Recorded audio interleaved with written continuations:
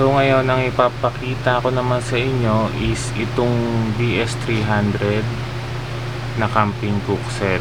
Advertise siya as a 2 to 3 person cook set. And sa lahat ng cook set namin, ito yung pinakamabenta or ito yung best seller namin.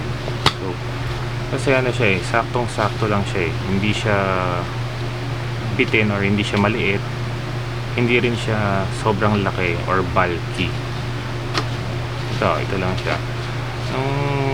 Naalala ko nung namumundok pa kami before, nung active pa ako, umakyat pa ako lagi ng bundok, ito talaga yung lagi namin ginagamit, yung 2 to 3 person. Box lang, pabuksan na natin. So kung maalala nyo yung sa may DS200, SY200 tsaka sa DS201, net bag siya. So ito, ganito yung packaging niya. Although meron din naman ganitong version na net bag, pero depende kasi yan sa factory kung ano yung gagamitin nila.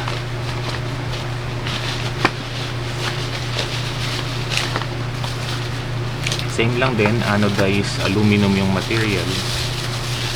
Hindi ko na siguro tanggalin to, sayang yung plastic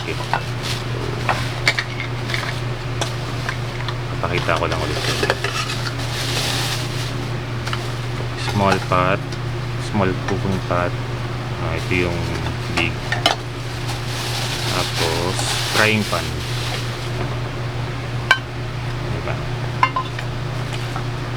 Same lang din, may wooden ladle, may parang scotch brite, may lid yung small pot, lid nung big pot. Tapos soup spoon ulit, and 3 na bowls ang kasama niya. Ayun, so kaya siya yung pinaka recommended or inaalok ko lagi pag may nagtatanong kung ano yung mas magandang gamitin. So ito talaga yung nire-recommend ko rin kasi nga for example, nagsaing ka dito or dito, let's say dito ka nagsaing, hindi mo na kailangan maghugas ng ibang pinaglutuan mo para lang makapagluto ulit ng sabaw, like sa SY200, diba? Dito, kunwari nagsaing ka na dito, pwede kang dito na magluto ng ulam mo na may sabaw, then makakapag prito ka pa kung may gusto ka magluto. So sukatin ulit natin. Small muna, sige. Yung small is 14.5 cm ang diameter. Yung lalim niya is 7.5, almost 7 lang, 7 cm lang pala. Then yung large pot, diameter is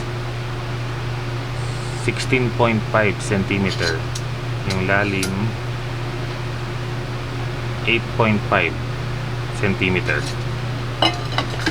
Frying pan 17.5. Yung height niya sa 4 cm lang.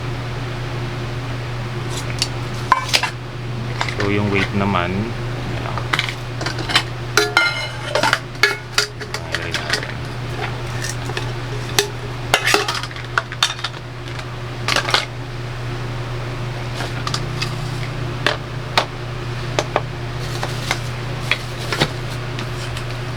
so yung weight niya is